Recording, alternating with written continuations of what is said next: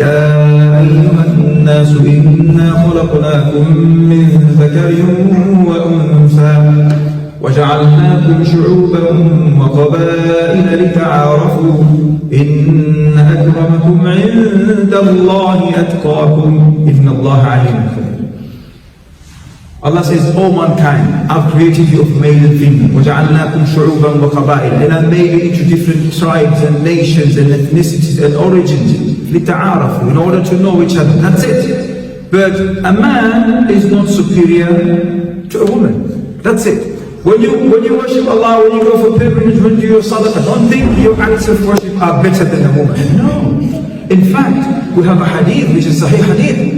It's the Prophet ﷺ says, إِذَا صَلَّتْ خَمْسَهَا, when they just pray the 5, compulsory prayers, وَأَطَاعَتْ زَوْجَهَا, and when a woman obeys her husband and she actually protects her private parts, finish, دَخَلَتِ الْجَنَّةِ, she is among the people of the heaven. Finish. Okay? So, we learn that there is no superiority to us just because we are men. The women's rights are firmly and deeply protected in Islam. But the problem is we don't show them. We don't show these other people. The media are busy trying to exploit some of the mistakes that some of us men or women do, and then you will see that these, grabbing intros and big headlines that Islam is against women. So it is our responsibility. It is our responsibility as Islam, as Muslims,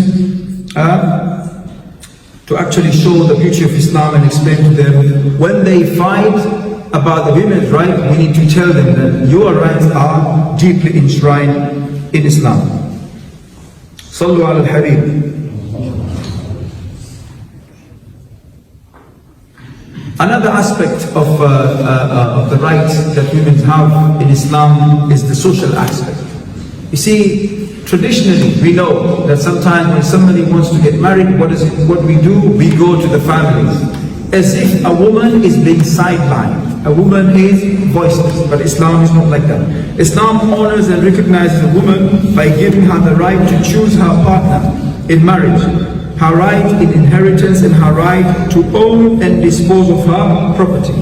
The female or the woman has the right to accept or reject the marriage proposal. This is in Islam. By the way, we are doing the opposite.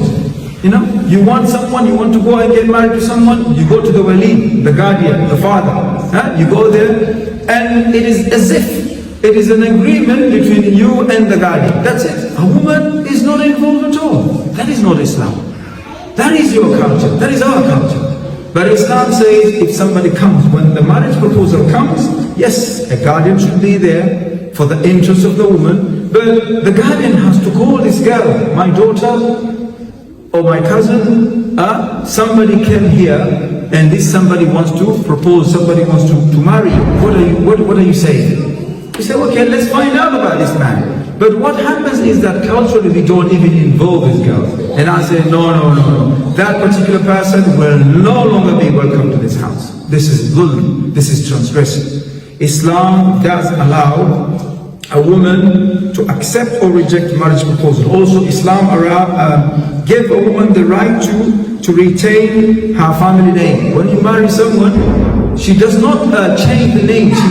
She was still going to be a daughter of someone. If it's Fatima bint Ali, Fatima bint Hussein, Fatima bint Abdul Rahman, she still has the right to retain her name. But here we find in other religions, when somebody is married, it means she changes even the name and the lineage and everything. Islam does not accept that. Also, Islam, to show that Islam does not exploit a woman, Islam gives a woman the right to dowry or mahr or marital gift, because it's a transaction, yes. وَأَخَذْنَا مِنْهُمْ مِيثَاقًا غَلِيظًا. Allah says it's a heavy contract. But this contract is not like you're going to buy a bicycle, you're going to buy your Mercedes. No, this is not that kind of contract. This is a different kind of contract which involves consent. Yes, we know the pillars of marriage.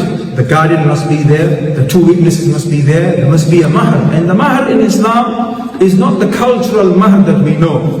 All this is to show me and you that women in Islam have so many rights. Women are not, people that we could go and abuse and use them, temporarily, and then get another one, get rid of this and get another one. No. Islam, Allah says, مِيثَاقًا غَلِيظًا. This is a heavy contract. It's a lifelong contract. But if it doesn't work, for some reasons, Islam does not block people. No. Islam does not block a man to stay in that relationship. It neither blocks a woman. And this is another right. A woman in Islam has the right to divorce her husband. Can you imagine that? Yes, in Islam, a woman, if a man does not fulfill the needs of that woman, that wife, a woman has the right to go to the mahkamah, to the qadi, to the court. And remember, whomsoever, any woman who seeks this divorce without no reason, he has the curse of Allah. Yes, because these are the areas, the angles that you can't joke about. But we have genuine cases whereby women are being abused. They are being physically brutalized or abused. What do you expect? What do you expect from this woman to do? This woman is not being given food, is not being given shelter, no clothing, no nothing. Some other religions and some other system, they said, no, no, no. For as long as you are married, you are in this marriage for life. Islam says no. You are in this marriage for life for as long as you're still fulfilling the rights from one another. So these are some of the rights that Islam grants to women, and there are more and many more. This was just a summary of a khutbah. وصلى الله على سيدنا محمد وعلى آله وصحبه وسلم.